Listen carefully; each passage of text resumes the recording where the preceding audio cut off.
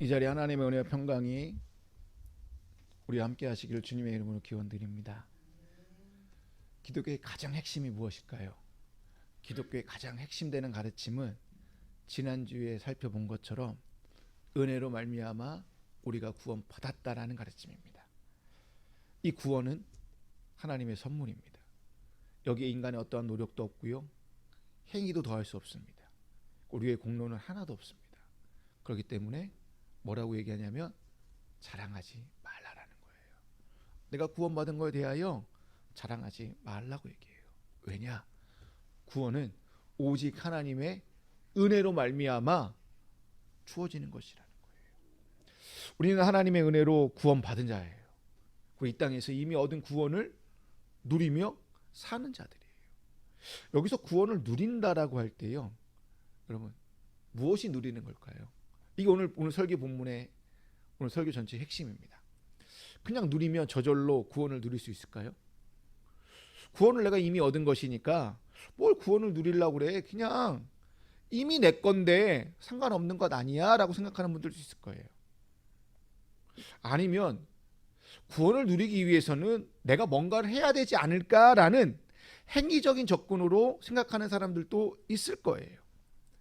간혹 사람들 중에는 구원을 누린다고 할 때에 천국 가는 곳으로 생각하는 사람들도 많을 거예요. 아, 구원은 내가 천국 가는 것. 그래서 예수 믿고 내가 축복받아서 이 땅에서 잘 먹고 잘 사는 것이 구원을 누리며 사는 것이라고 생각하는 사람들도 있을 거예요. 그 중에는 내가 교회를 좀 알고 신학을 조금 아는 사람들은, 어설프게 아는 사람들이 이렇게 얘기해요. 에이, 기독교가 무슨 행위 종교야. 기독교는 행위 종교가 아니니 행위는 필요 없어. 그냥 믿기만 하면 돼. 천국 가서 온전한 구원을 누리면 돼 라고 얘기하는 사람도 있을 거예요. 근데 아무리 성경을 찾아봐도요, 성경에서는 우리의 구원을 이렇게 정의한 곳이 한 군데도 없습니다.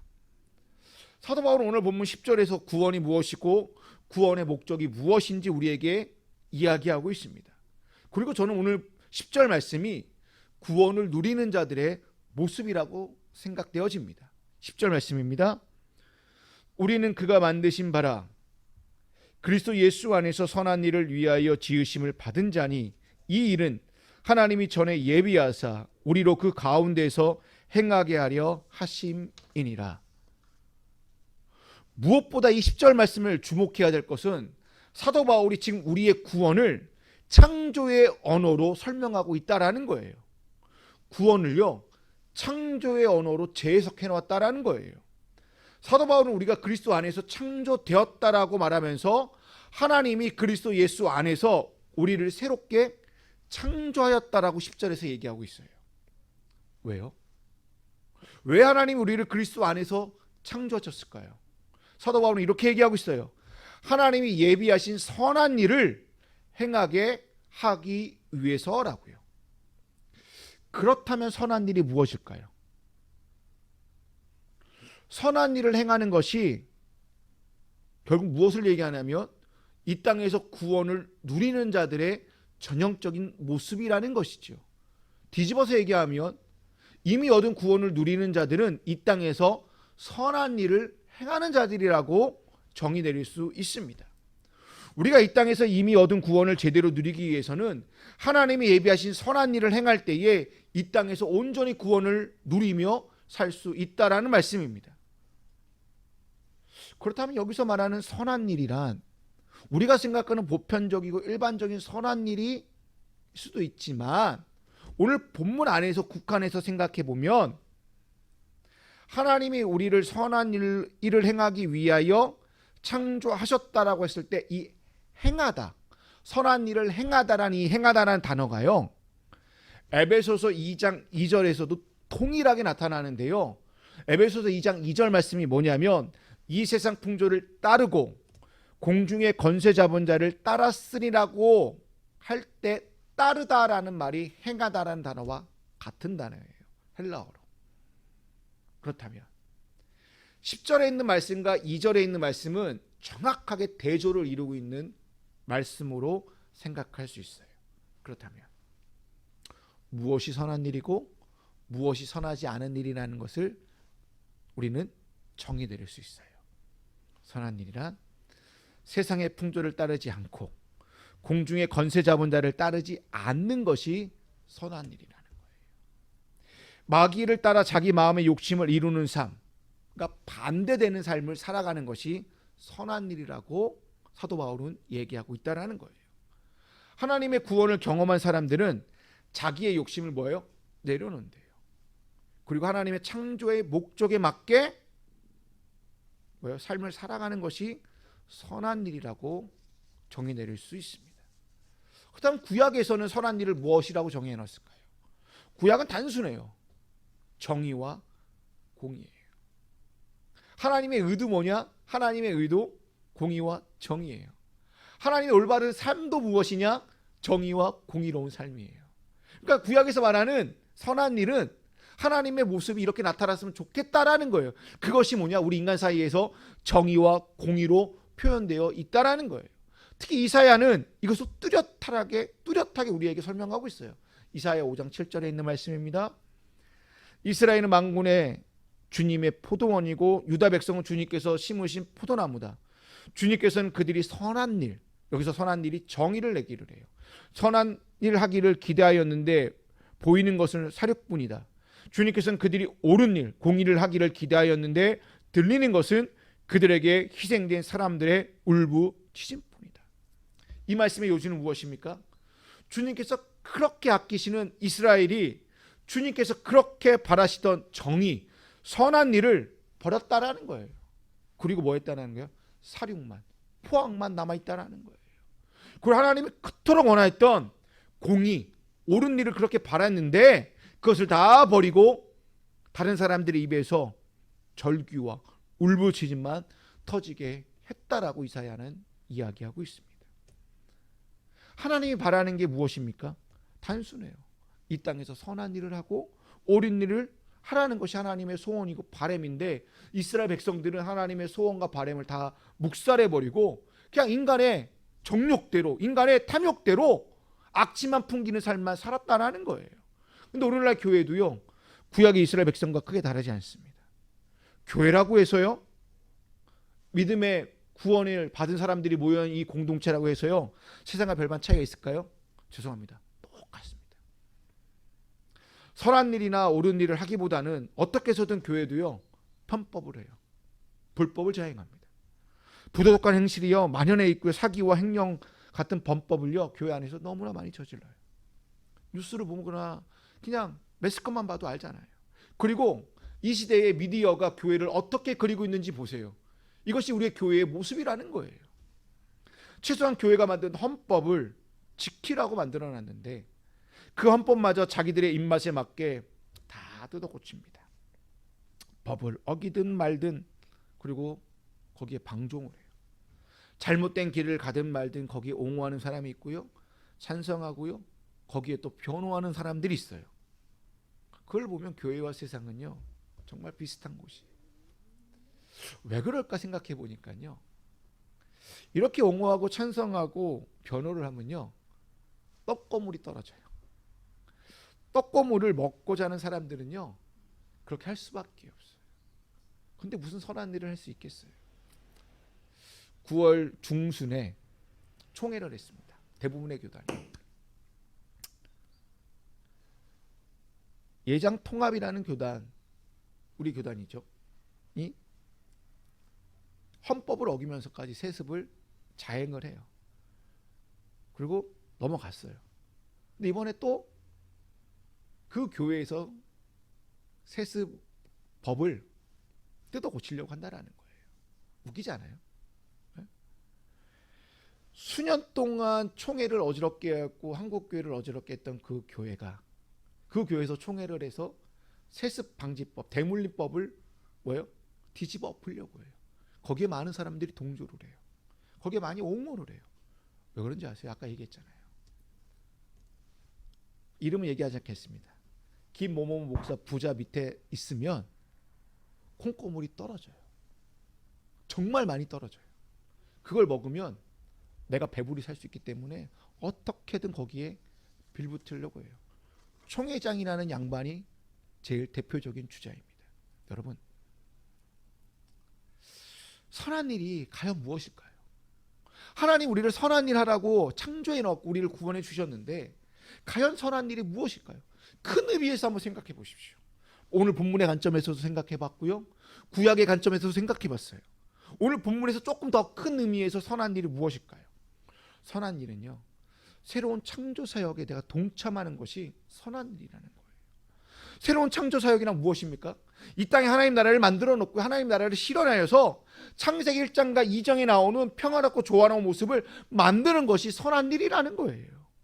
그래서 하나님 보시기에 좋다라고 말할 수 있도록, 내가 보기에 좋은 것이 아니라 하나님 보기에 좋은 세상을 만들어 놓은 세상을 가꾸는 것이 선한 일이라는 거예요. 그래서 이 땅에 교회 안에든 이 땅이든 간에 누구나 존중받고 누구나 행복을 누리고 누구나 기쁨을 누리고 누구나 자신의 가치를 인정을 받아서 다 함께 공존하며 다 함께 행복하게 사는 세상을 만드는 것이 선한 일이라는 거예요. 그걸 하기 위하여 예수 그리스도가 이 땅에 내려오셔서 십자가를 지셨다는 사실이에요. 결국 선한 일이란 무슨 일과 관련해질까? 창조. 새로운 창조와 관련되어 이것을 이 땅에 보여주기 위하여 우리를 구원시켰다라는 거예요. 사도 바울은 에베소 4장에서 이 선한 일을 하는 사람들을 뭐라고 얘기하냐면 새 사람이라고 해석해 놓았습니다. 에베소 4장 23절에서 24절에 있는 말씀입니다. 마음의 영을 새롭게 하여 하나님의 형상을 따라 참 의로움과 참 거룩함으로 지으심을 받은 새 사람을 입으십시오. 여기서 새 사람을 입는다라는 것은 추상적으로 다가오기 때문에 사도 바울이요 4장 25절부터 6장에까지 정말 다양하고 구체적인 삶의 영역에서 연관지어서요 우리의 언어, 생각, 행동들의 변화가 이래야 된다라고 나열해 놓았습니다. 여기서 나열한 이 변화들은요 그리스도 안에서 우리의 생각의 변화를 가져오고요, 사고의 변화를 가져오고요, 세계관의 변화를 가져오게 만들어 놓습니다. 이러한 변화는요, 생각과 사고와 세계관의 변화는요 우리의 존재를 완전히 바꿔놓아요. 우리의 존재가 전에는 어둠이었으나 지금은 빛의 세계에 살고 있는 존재로 바꿔놓는다는 거예요. 그 변화가. 그렇게 사도 바울이 뭐라고 얘기하냐면 새 사람은 빛의 자녀라고 선포해 놓았습니다. 에베소서 5장 8절에서 9절에 있는 말씀입니다. 여러분이 전에는 어둠이었으나 지금은 주님 안에서 빛입니다. 빛의 자녀답게 사십시오. 빛의 열매는 모든 선과 의와 진실에 있습니다. 빛의 자녀답게 사는 것이 선한 일이라는 거예요. 선한 일은 선함과 의로움과 진실함으로 드러나게 되어져 있습니다. 여러분, 빛의 열매가 뭐예요? 선, 의, 진실이라고 할 때 우리는 열매의 포인트를 둘 때가 있어요. 그래서 빛의 열매가 되며 빛의 자녀로 살게 되면 우리 삶에 선함도 있어야 되고 의로움도 있어야 되고 진실함이 맺어져야 된다라고 생각을 합니다. 근데 그것을 조금 다르게 한번 생각해 보십시오. 빛의 열매를 선과 의와 진실의 열매가 아니라 빛의 열매를 우리의 행동 양식 또는 행동의 원리로 한번 보십시오.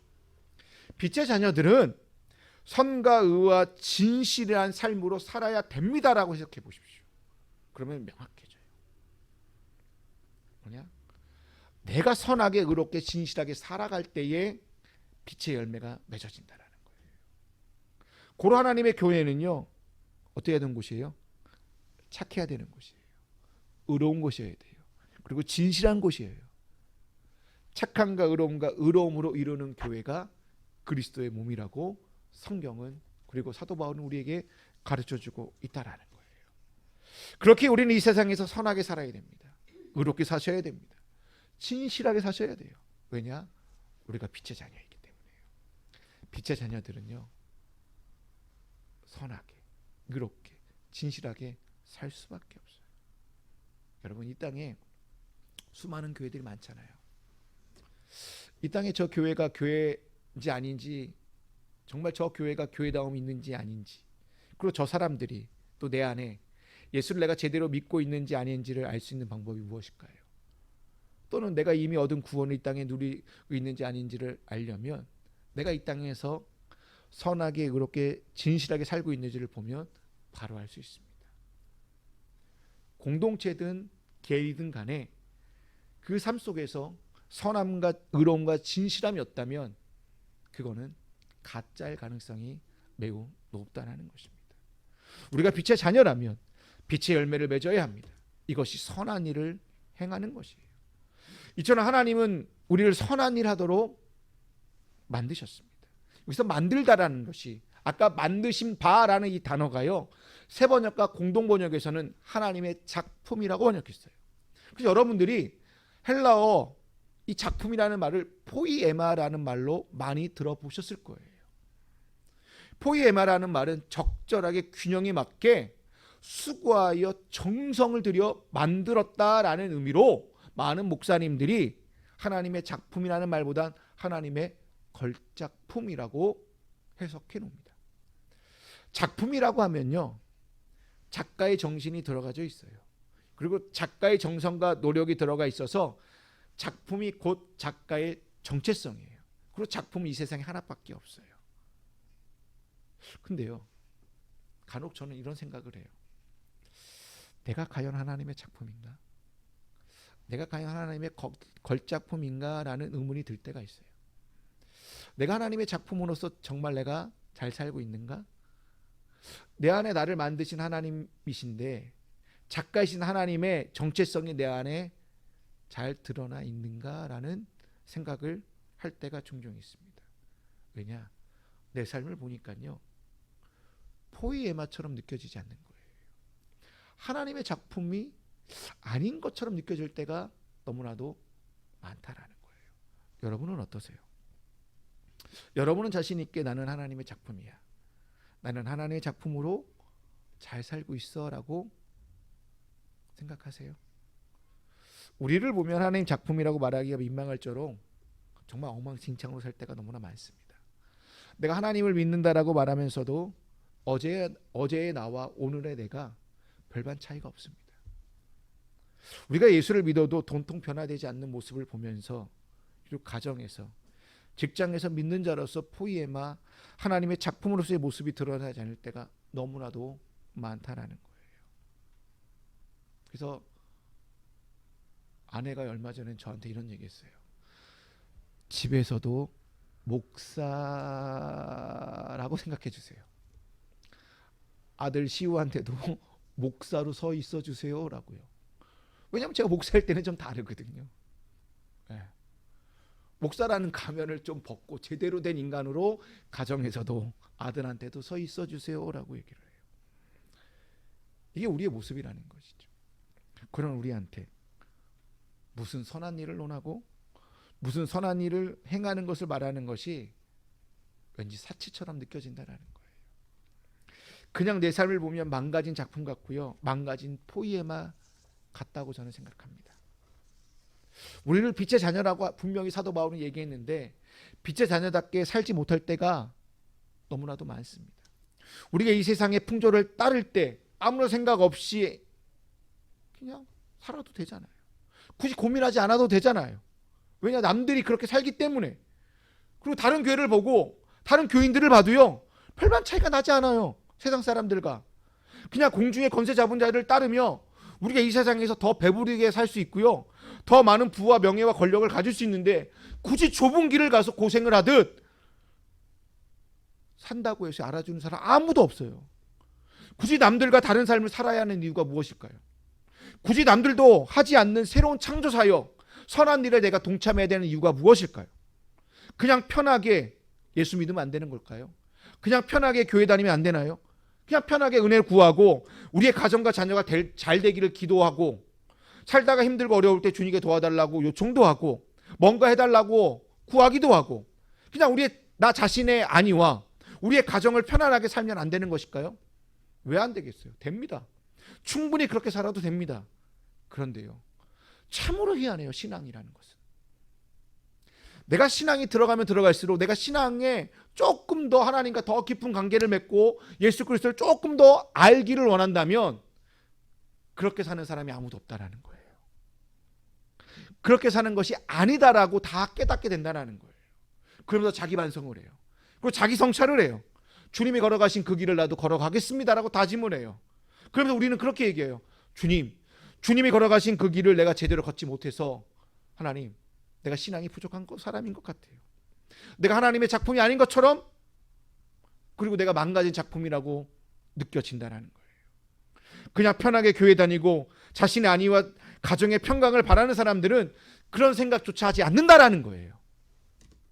자신이 망가진 하나님의 작품이라고 생각하는 사람, 그래서 내가 제대로 된 신앙생활을 하려고 하는 사람일수록 자신의 모습을 보면서 나는 구원받은 사람이 아닌 것 같아, 나는 구원을 누릴 수 있는 자격이 못 돼라고 생각한다라는 거예요. 그러면서 자기 자신을 보면서 나는 하나님이 지신 작품이 아닌 것 같아, 내가 주님의 길을 걸어가기는 너무 부족한 자라고 생각한다라는 거예요. 저는 그러한 자들이 구원의 가치를 아는 자들이라고 생각하고요, 그렇게 생각하고 그렇게 고민하는 자들이 이 땅에서 구원을 누리기 위하여 애쓰는 자들이라고 저는 생각합니다. 여러분, 하나님은 한 번도 성경을 보니까요, 자신이 온전한 작품이라고 생각하는 사람들을 사용한 적이 한 번도 없습니다. 성경에 나오는 인물들을 보십시오. 다 모났어요. 다 부족해요. 다 엉망진창이에요. 그냥 우리 주변에서 흔히 볼 수 있는 동네 아저씨, 아줌마들이에요. 하나님은 이들을 사용하셔서 이 땅에서 가장 선한 일을 하게 하였고요, 그리고 하나님의 선하심을 그들을 통하여 드러내셨다라는 거예요. 그들은 늘 자신이 망가진 작품이라고 말하면서도 자신에게 귀한 사명을 주잖아요. 하나님, 저는 할 수 없어요, 하나님, 저는 부족한 자입니다 라고 늘 얘기했던 자들이라는 거예요. 여러분, 내가 망가진 작품이든 온전한 작품이든 나를 사용하시는 분은 나가 아니라는 거예요. 누구예요? 하나님이에요. 내가 부족하든 안 부족하든 나를 선한 일을 하도록 맡기시는 분은 하나님이십니다. 하나님은 우리의 모습을 보고 우리의 삶을 보고 우리를 선택하고 우리를 사용하는 분이 아니십니다.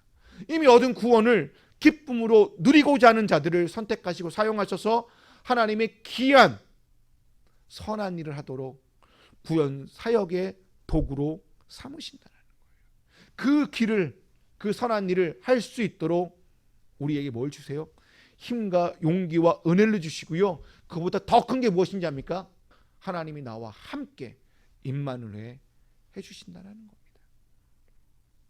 여기서 설교가 딱 끝나면 좋은데요, 제가 한 번 더 고민을 해봤어요. 근데요, 여전히 우리 마음에는 이런 생각이 가득하잖아요. 여전히 나를 보니까, 여기까지 알겠어요 하나님, 근데 여전히 나를 보니까, 하나님과 나 앞에서 딱 보니까, 하나님, 여전히 나는 망가진 작품인 것 같아요.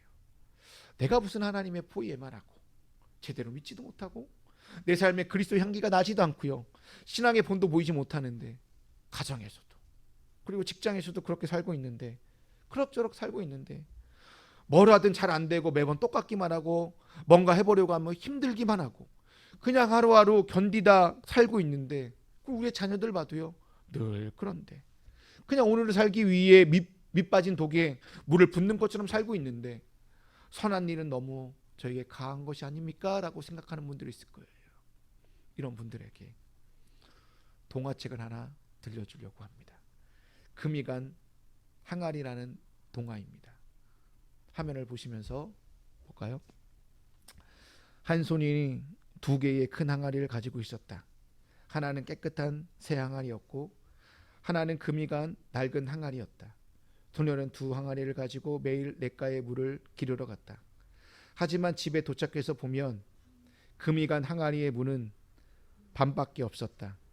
그래서 소년은 2년 동안 매일 이 일을 했다. 어느 날 금이 간 항아리는 너무 미안해서 소년에게 말을 걸었다. 금이 간 자신이 부끄럽다고, 자신의 역할을 제대로 못하고 있어서 힘들게 해서 미안하다고. 그러자 소년이 말했다. 항아리야, 혹시 집에 오는 길에 핀 꽃들을 본 적이 있니? 언덕에서 말이야, 한쪽 길가에만 들꽃이 활짝 피어 있잖아. 항아리가 말했다. 맞아, 햇살을 받아 꽃들이 반짝였지. 소년이 다시 말했다. 혹시 그거 아니? 내가 다니던 길에만 꽃이 피어 있다는 걸? 새 항아리가 다니던 쪽에는 꽃이 한 송이도 없단다. 항아리가 말했다. 그게 무슨 말이야? 소년이 말했다. 난 너에게 금이 있다라는 것을 알았어. 그래서 내가 다니는 쪽 길가에 꽃씨를 심었단다. 물을 길가 집으로 돌아오는 길에는 내가 꽃씨에 물을 주었지. 너의 그 틈 사이에 새어나오는 물로 말이야. 내 덕분에 나는 지난 2년 동안 꽃들로 집을 예쁘게 장식할 수 있었단다. 내가 없었다면 집이 이렇게 아름답지 못했을 거야. 이제 너 자신이 자랑스럽지 않니? 금이 간 항아리는 처음으로 활짝 웃었고 자신의 깨어진 금을 자랑스러워하며 날마다 꽃들에게 물을 주었다라는 내용으로 끝나는 아름다운 동화입니다. 여러분, 우리 자신을 볼 때요, 금이 간 항아리처럼 뭔가 부족하고 뭔가 이렇게 스크러치가 난 것처럼 망가진 작품인 것처럼 보여져요. 근데도 하나님은요, 금이 간 항아리를 사용하셔서요 꽃길을 만들어 놓으셨어요. 그게 우리를 통해서, 우리 금이 간 나를 통해서, 금이 간 나라는 존재를 통하여 새로운 생명과 구원의 역사를 이루어 가신다라는 거예요. 금이 간 항아리냐 아니냐가 중요한 게 아니라는 거예요. 내가 힘들고 지치고 무기력하고 아무것도 보이지 않고 척박하게 매달려서 어떠한 상품, 어떠한 생명도 살아내지 못하는 것처럼 보인다 할지라도 하나님은 금이 간 항아리를 사용하셔서 거기에 계속 물을 붓고 또 붓고 또 붓다 보니까 그 물이 언젠가는 세상에 흘러 생명의 기운을 쏟아냈다라는 거예요. 거기에 우리의 가치가 있다라고 저는 생각합니다. 이것이 우리의 구원을 누리는 자들의 모습이고 이것이 이 땅에 선한 일을 하기 위해 창조된 하나님의 작품인 줄로 믿습니다. 이제 여러분이 삶의 자리에서 선한 일을 행하는 복된 삶을 살아가는 저와 여러분이 다 되시기를 주님의 이름으로 축원드립니다.